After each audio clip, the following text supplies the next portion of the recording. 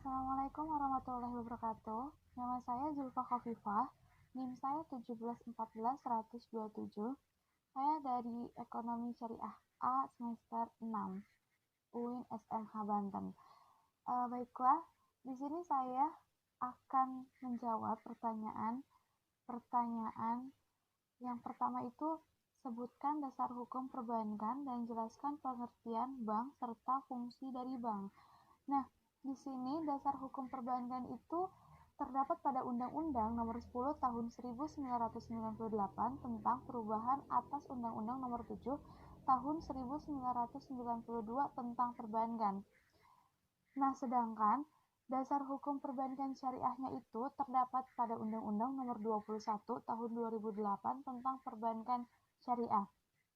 Dilanjut, menurut Undang-Undang Nomor 10 Tahun 1998, perbankan adalah badan usaha yang menghimpun dana dari masyarakat dalam bentuk simpanan dan menyalurkannya kepada masyarakat dalam bentuk kredit dan atau bentuk-bentuk lainnya dalam rangka meningkatkan taraf hidup rakyat banyak.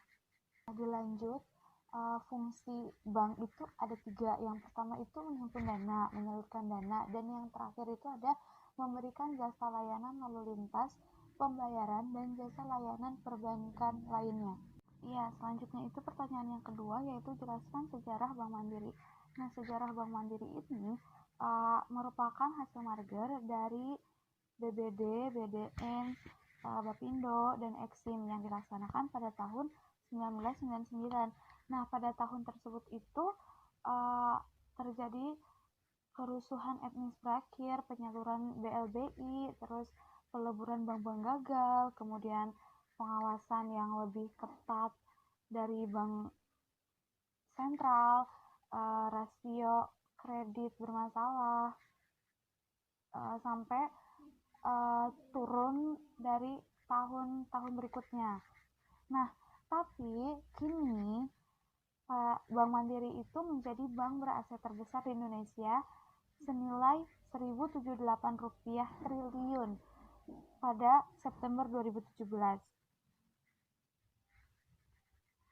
Nah, pertanyaan yang berikutnya, pertanyaan ketiga, yaitu jelaskan mengenai jenis bank berdasarkan fungsinya.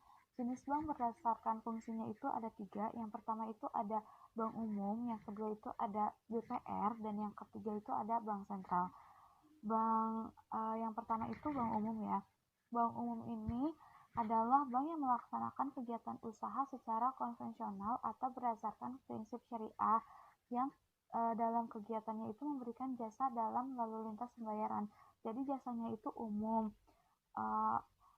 memberikan seluruh jasa perbankan yang ada gitu. Terus bank umum ini itu biasa disebut dengan commercial bank. Selanjutnya itu ada Bank Perkreditan Rakyat atau BPR.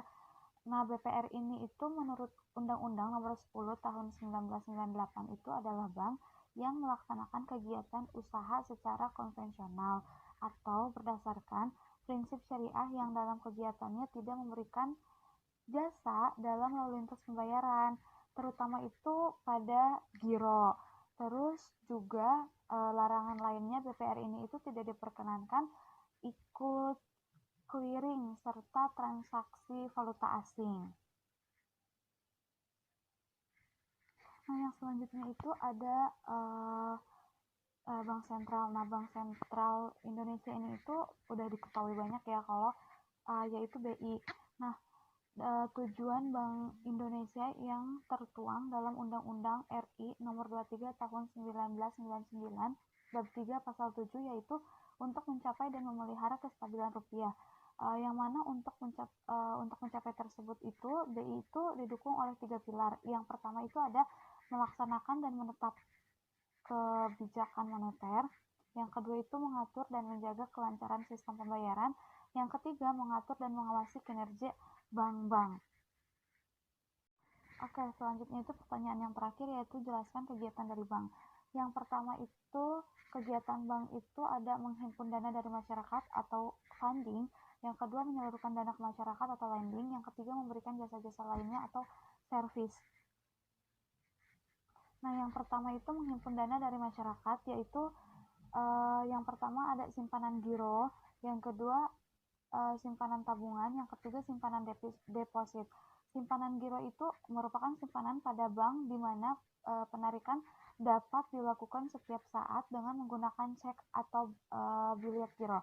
Yang kedua itu simpanan tabungan merupakan simpanan pada bank yang penarikannya dapat dilakukan sesuai perjanjian antara bank dengan nasabah dan penarikan dengan menggunakan slip penarikan, buku tabungan, kartu ATM, atau sarana penarikan lainnya. Yang ketiga itu simpanan deposit merupakan simpanan pada bank yang penarikannya itu sesuai jangka waktu dan dapat ditarik dengan biliet deposit atau sertifikat deposit. Yang kedua itu ada menyalurkan dana ke masyarakat atau lending. Yang pertama itu ada kredit investasi, terus kredit modal kerja, kredit perdagangan, kredit konsumtif, kredit produktif. Yang ketiga itu memberikan jasa-jasa layanan atau servis. Nah, memberikan jasa-jasa layanan yang pertama itu ada menerima setoran-setoran seperti pembayaran pajak, pembayaran telepon, pembayaran air, pembayaran listrik.